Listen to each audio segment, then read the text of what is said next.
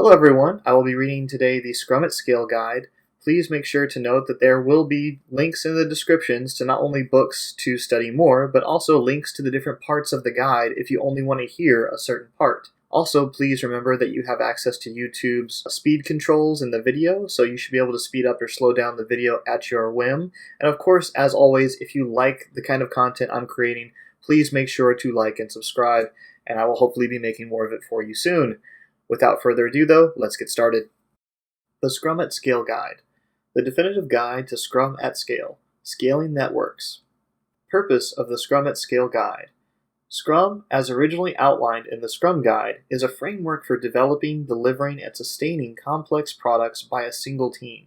Since its inception, its usage has extended to the creation of products, processes, services, and systems that require efforts of multiple teams. Scrum at Scale was created to efficiently coordinate the new ecosystem of teams in a way that optimizes the overall strategy of the organization. It achieves this goal through setting up a minimum viable bureaucracy via a scale-free architecture which naturally extends the way a single Scrum team functions across the organization. This guide contains the definitions of the components that make up the Scrum at Scale framework, including its scaled roles, scaled events, and enterprise artifacts, as well as the rules that bind them together. Dr. Jeff Sutherland developed Scrum at Scale based on the fundamental principles behind Scrum, complex adaptive system theory, game theory, and object-oriented technology. This guide was developed with the input of many experienced Scrum practitioners based on the results of their fieldwork. Why Scrum at Scale? Scrum was designed for a single team to be able to work at its optimal capacity while maintaining a sustainable pace. In the field, it was found that as the number of Scrum teams within an organization grew, the output, working product, and velocity of those teams began to fall due to issues like cross-team dependencies and duplication of work. It became obvious that a framework for effectively coordinating those teams was needed in order to achieve linear scalability. Scrum at Scale is designed to accomplish this goal via its scale-free architecture. Scale-free architectures are commonly found in biological systems, like the human body, and in chip design that requires putting billions of transistors on a chip. The Internet is designed to be a scale-free by every node having the same structure as every other node. By utilizing scale-free architecture, an organization is not constrained to grow in a particular way, determined by a set of arbitrary rules. Rather, it can grow organically based on its unique needs and at a sustainable pace of change that can be accepted by the groups of individuals that make up the organization. The simplicity of the Scrum at Scale model is essential to a scale-free architecture and carefully avoids introducing extra complexity that will cause productivity per team to decrease as more teams are created. Scrum at Scale is designed to scale across the organization as a whole, all departments, products, and services. It can be applied across multiple domains in all types of organizations, in industry, government, or academia. Definition of Scrum at Scale. Scrum, a framework within which people can address complex adaptive problems while productively and creatively delivering viable products of the highest possible value. The Scrum Guide is the minimal feature set that allows inspection and adaptation via radical transparency to drive innovation, customer satisfaction, performance, and team happiness. Scrum at Scale, a framework within which networks of Scrum teams operating consistently within the Scrum Guide can address complex adaptive problems while creatively delivering products of the highest possible value. Note, these products may be hardware, software, complex integrated systems, processes, services, etc., depending upon the domain of the Scrum teams. Scrum at Scale is lightweight, the minimum viable bureaucracy, simple to understand, consists of only Scrum teams, difficult to master, requires implementing a new operating model. Scrum at Scale is a framework for scaling Scrum. It radically simplifies scaling by using Scrum to scale Scrum. In Scrum, care is taken to separate accountability of the what from the how. The same care is taken in Scrum at Scale so that jurisdiction and accountability are expressly understood in order to eliminate wasteful organizational conflict that keeps teams from achieving their optimal productivity. Scrum at Scale consists of components that allow an organization to customize their transformational strategy and implementation. It gives them the ability to target their incrementally prioritized change efforts in areas they deem most valuable or most in need of change, and then progress on to the others. In separating these two jurisdictions, Scrum at Scale contains two cycles: the Scrum Master cycle, the how, and the Product Owner cycle, the what, each touching the other at 2 points. Taken together, these cycles produce a powerful framework for coordinating the efforts of multiple teams along a single path. Values-driven culture.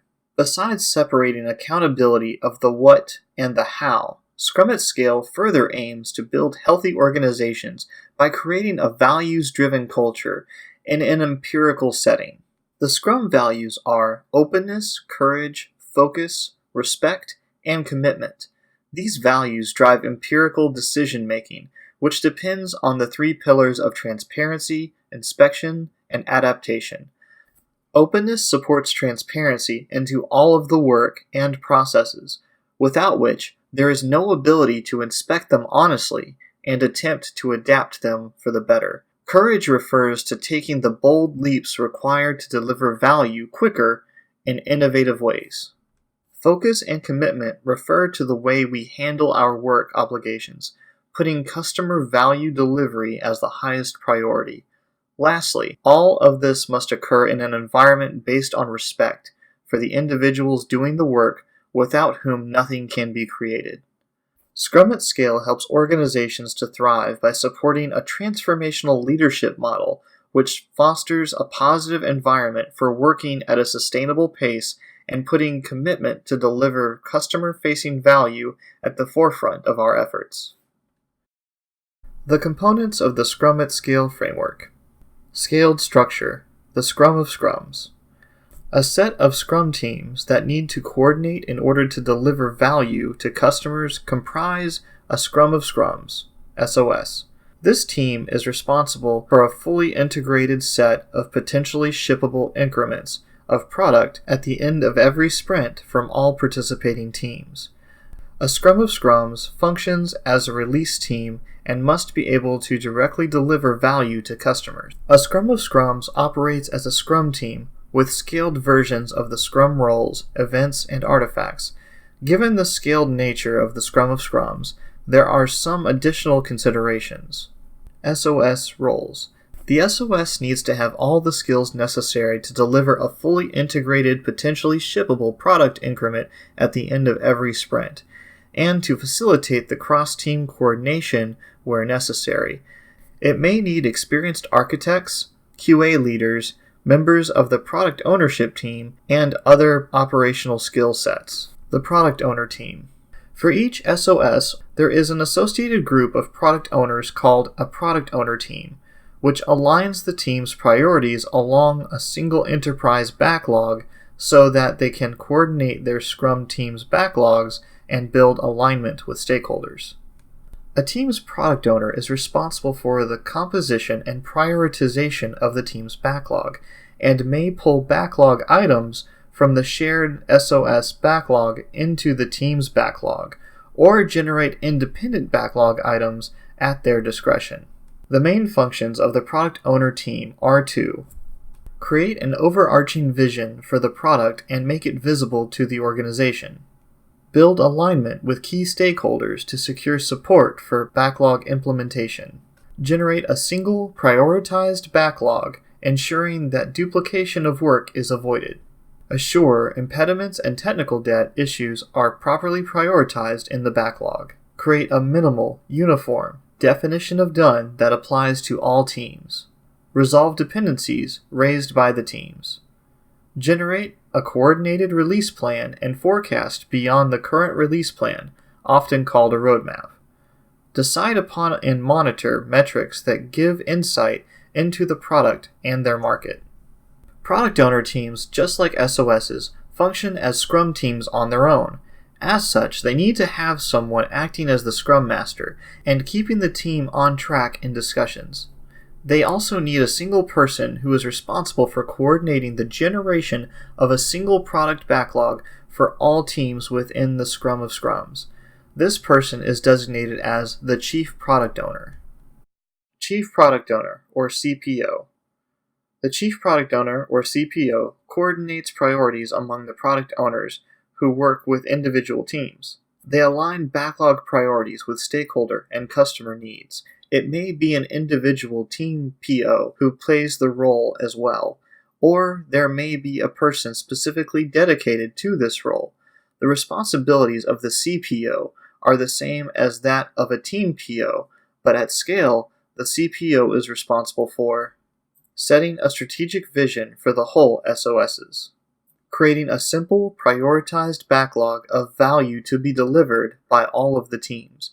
Note, these items are typically larger product backlog items that will need further refinement and decomposition by the team POs, working closely with their associated Scrum of Scrums master so that the release plan that the product owner team generates can be deployed efficiently.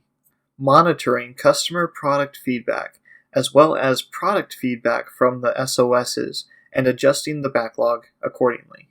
At the executive meta level, leading the MetaScrum event where the overall product backlog is presented and alignment with stakeholders is achieved.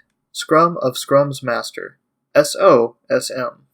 The Scrum Master of the Scrum of Scrums is called the Scrum of Scrums Master, SoSM. The SoSM is accountable for the release of the joint team's effort and must make progress visible, make an impediment backlog visible to the organization, remove impediments that the teams cannot address themselves, facilitate prioritization of impediments with particular attention to cross-team dependencies and the distribution of backlog, improve the efficacy of Scrum of Scrums, work closely with the product owner teams to deploy a potentially releasable product increment at least every sprint. Coordinate the team's deployments with the product owner's release plans. SoS Events, Scaled Daily Scrum, SDS. Since the SOS needs to be responsive in real time to impediments raised by participating teams, at least one representative, usually the team's Scrum Master or whoever best understands the team's impediment, of each of the participating teams needs to attend the Scaled Daily Scrum, SDS. The SDS event mirrors the daily Scrum in that it optimizes the collaboration and performance of the network of teams. Any person or number of people from participating teams may attend as needed. Additionally, the SDS is time-boxed to 15 minutes or less. Must be attended by a representative of each team, including the product owner team. Is a forum where team representatives discuss what is going well, what is getting done, and how teams can work together more effectively. Some examples of what might be discussed are: what impediments does my team have that will prevent them from accomplishing their sprint goal or impact the upcoming release? Is my team doing anything that will prevent another team from accomplishing their sprint goal or impact their upcoming release? Have we discovered any new dependencies between the teams or discovered a way to resolve any existing dependency? What improvements have we discovered that can be leveraged across teams? Dealing with impediments in an SOS. The SoSM should facilitate the refinement of an impediment backlog, wherein impediments are identified as ready and prioritized to be removed. The teams then determine how best to remove them and how they will know when they are done. In some cases, impediment resolution may require product development, in which case, involvement of the SOS, CPO, and product owner team will be necessary. Particular attention should be paid to the SOS retrospective, in which teams' representatives share any learnings or process improvements that their individual teams have succeeded with in order to share best practices across the teams within the SOS. Leadership teams, Executive Action Team, EAT. The Executive Action Team, EAT, fulfills the Scrum Master role for the entire Agile organization. This leadership team creates an Agile bubble in the organization where the reference model operates with its own guidelines and procedures that integrate effectively with any part of the organization that is not Agile. It owns the Agile ecosystem, implements the Scrum values, and assures that Scrum roles are created and supported. The EAT is the final stop for impediments that cannot be removed by the SOSs that feed it. Therefore, it must be comprised of individuals who are empowered politically and financially to remove them. The functions of the EAT is to coordinate multiple SOSs and to interface with any non-agile parts of the organization. As with any Scrum team, it needs a PO, a SM, and a transparent backlog. Sample diagram showing an EAT coordinating 5 groupings of 25 teams. EAT Backlog and Responsibilities. The EAT is accountable for the quality of Scrum within the organization. As such, the entire SM organization reports into the EAT. The EAT's role is to create an organizational transformation backlog, which is a prioritized list of the Agile initiatives that need to be accomplished and see that they are carried out. The EAT ensures that a product owner organization is created and funded and that this organization is represented on the EAT to support these efforts. The EAT's responsibilities include, but are not limited to, creating an Agile operating system for the reference model as it scales through the organization, including corporate operational rules, procedures, and guidelines to enable agility. Measuring and improving the quality of Scrum in the organization. Building capability within the organization for business agility. Creating a center for continuous learning for Scrum professionals. Supporting the exploration of new ways of working. Executive MetaScrum Team, EMS. The product owner teams enable a network design of product owners which is infinitely scalable with their associated SOSs. The product owner team for the entire Agile organization meets with key stakeholders at the Executive MetaScrum. The EMS owns the organizational vision and sets the strategic priorities, aligning all the teams around common goals. Sample diagram showing an EMS coordinating 5 groups of 25 teams. The Executive MetaScrum team holds a stakeholder alignment meeting, the MetaScrum event, on a regular cadence at least once per sprint. Members of the Executive MetaScrum team, or proxy, attend the MetaScrum event wherein the chief product owner presents the product backlog to business owners who control funding, personnel, and customer commitments. They address any changes needed to strategy, funding, resource allocation, and deployments, and collaborate with the chief product owner to build an agreement on a product backlog that they will support until the next MetaScrum event.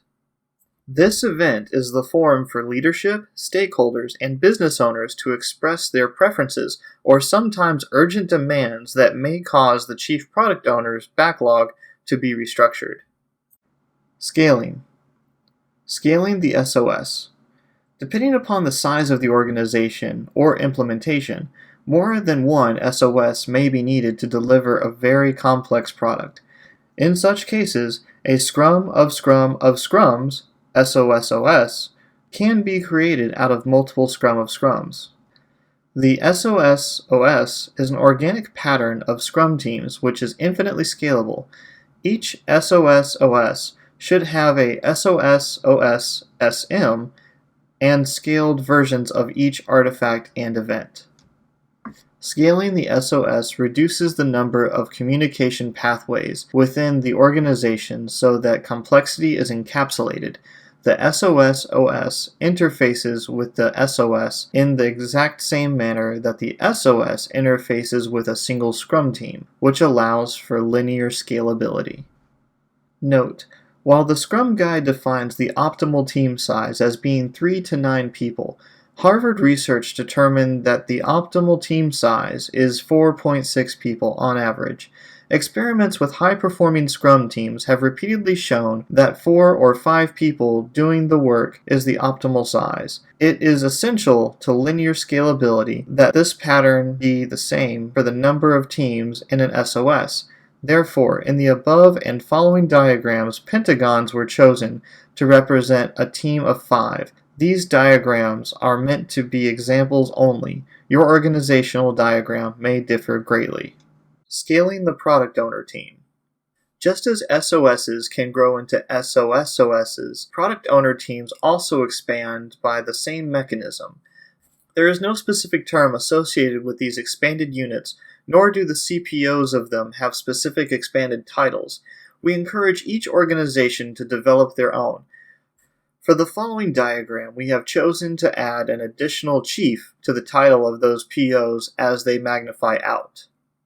Note, as mentioned above, these pentagons represent the ideal-sized Scrum teams and ideal-sized product owner teams. These diagrams are meant to be examples only. Your organizational diagram may differ greatly. Scrum Master Cycle, coordinating the how.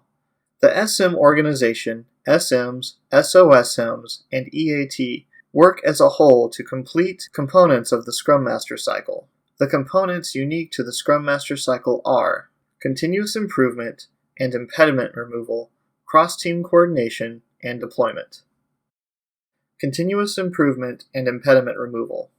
The goals of continuous improvement and impediment removal are to identify impediments and reframe them as opportunities, maintain a healthy and structured environment for prioritizing and removing impediments, and then verifying the resulting improvements. Ensure visibility in the organization to effect change. Cross-team coordination.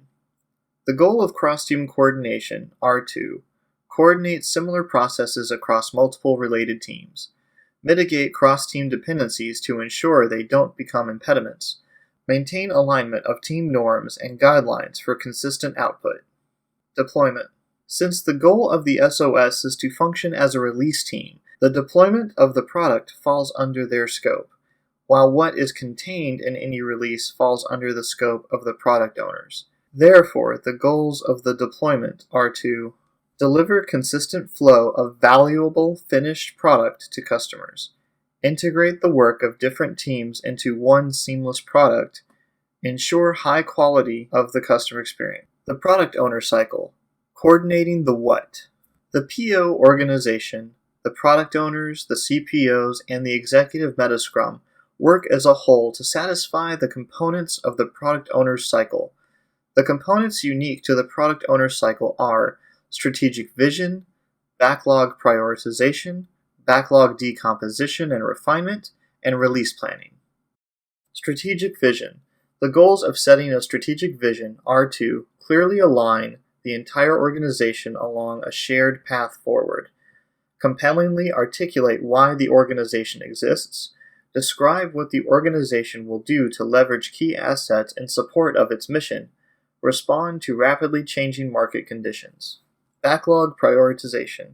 The goals of backlog prioritization are to identify a clear ordering for products, features, and services to be delivered, reflect value creation, risk mitigation, and internal dependencies in ordering of the backlog, prioritize the high-level initiatives across the entire Agile organization prior to backlog decomposition and refinement. Backlog decomposition and refinement.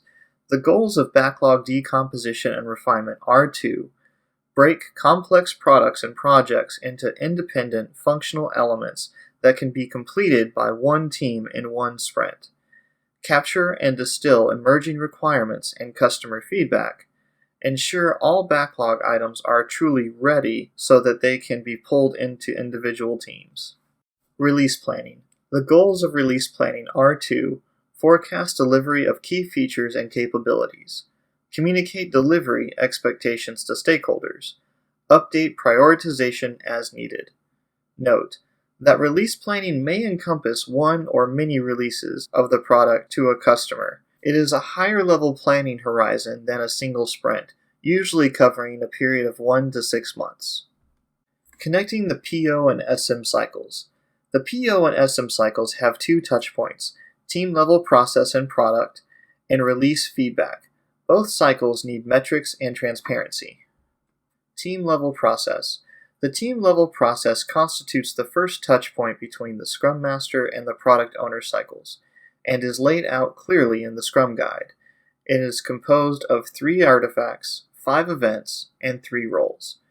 The goals of the team-level process are to maximize the flow of completed and quality-tested work, increase performance of the team over time, operate in a way that is sustainable and enriching for the team, accelerate the customer feedback loop. Product and release feedback. The product and release feedback component is the second point where the PO and SM cycles touch. Product feedback drives continuous improvement through adjusting the product backlog, while release feedback drives continuous improvement through adjusting the deployment mechanisms. The goals of obtaining and analyzing feedback are to validate our assumptions, understand how customers use and interact with the product, capture ideas for new features and functionality, define improvements to existing functionality, update progress towards product/project completion to refine release planning and stakeholder alignment, identify improvements to deployment methods and mechanisms. Metrics and transparency. Radical transparency is essential for Scrum to function optimally, but it is only possible in an organization that has embraced the Scrum values. It gives the organization the ability to honestly assess its progress and to inspect and adapt its products and processes. This is the foundation of the empirical nature of Scrum as laid out in the Scrum Guide. Both SM and PO cycles require metrics that will be decided upon by the separate SM and PO organizations. Metrics may be unique to both specific organizations as well as to specific functions within those organizations.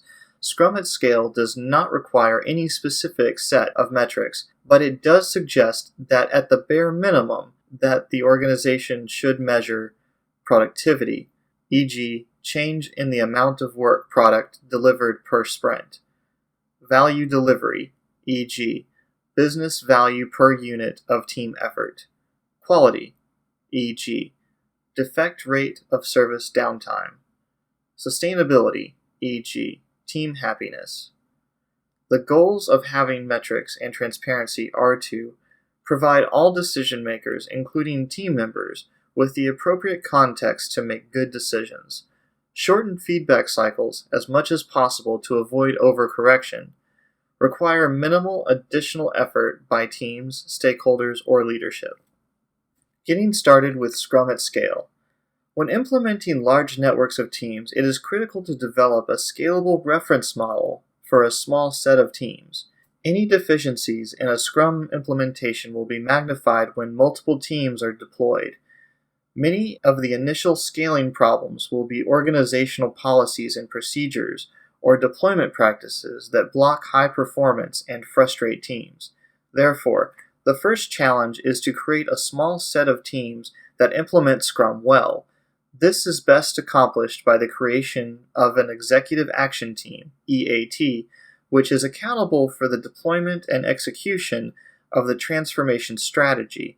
The EAT must be comprised of individuals who are empowered politically and financially to ensure the existence of the reference model. This set of teams works through organizational issues that block agility and creates a reference model for Scrum that is known to work in the organization and can be used as a pattern for scaling Scrum across the organization. As the reference model of teams accelerates, impediments and bottlenecks that delay delivery, produce waste, and impede business agility become apparent.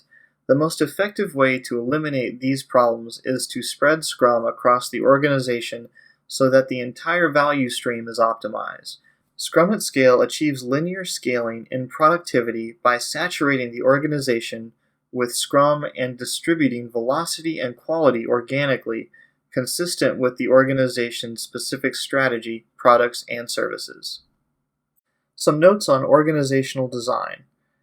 The scale-free nature of Scrum at Scale allows the design of the organization to become component-based, just as the framework itself. This permits for rebalancing or refactoring of teams in response to the market. As an organization grows, capturing the benefits of distributed teams may be important. Some organizations reach talent otherwise unavailable and are able to expand and contract as needed through outsourced development. Scrum at Scale shows how to do this while avoiding long lag times, compromised communications, and inferior quality, enabling linear scalability both in size and global distribution. In this organizational diagram, the knowledge and infrastructure teams represent virtual teams of specialists, of which there are too few to staff each team. They coordinate with Scrum teams as a group via service-level agreements, where requests can flow through a PO for each specialty, who converts them into a transparent ordered backlog. An important note is that these teams are not silos of individuals who sit together. This is why they are represented as hollow pentagons. Their team members sit on the actual Scrum teams, but they make up this virtual Scrum of their own for the purposes of backlog dissemination and process improvement. Customer relations, legal/compliance, and people operations are included here since they are necessary parts of the organization and will exist as independent Scrum teams on their own, which all of the others may rely upon. A final note on the representation of the EAT and EMS in this diagram. They are shown as overlapping since some of the members sit on both of the teams. In very small organizations, the implementations of the EAT and EMS may consist entirely of the same team members. End note. Scrum at Scale is designed to scale productivity to get the entire organization delivering twice the value in half the time with higher quality and in a significantly improved working environment. Large organizations that properly implement the framework can cut the cost of their products and services while improving the quality and innovation. Scrum at Scale is designed to saturate an organization with Scrum. All teams, including leadership, human resources, legal, consulting and training, and product and service teams, implement the same style of Scrum while streamlining and enhancing the organization.